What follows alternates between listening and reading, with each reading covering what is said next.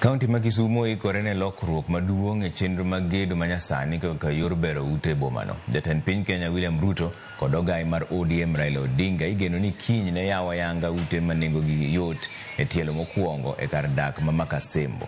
Maneja mar boma ma Kisumu Abala Wanga oyango ni utego duto maromo 910 osetieki atamalo 62.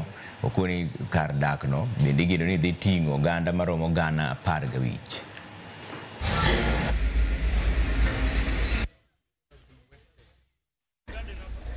What's the background?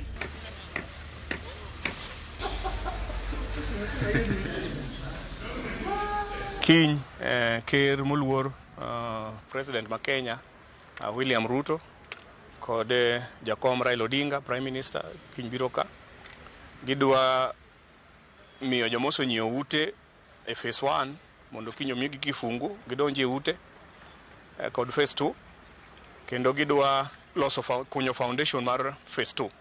Nitie 3 phases. Koro timur matek mondo nyiew ute. Nitie Anderson, nitie Lumumba, Ondiek Estate bebiro, nitie Arena bebiro. Lokruok dibet maduong' kae. Kae koro wadhi neno kaka ji 20,000 madhi dak around ka. Nyaka walos Mohamed nigi sewer line, walos nigi yore mabeyo. Kendo ka kiny giwuok ka to gidhi LV Marina. Be gidhi go emise mar gero affordable housing kiny. Koro jomodak Kisumu tim matek ni iyudo ot samigedo e kae. Kech town dhi lokre.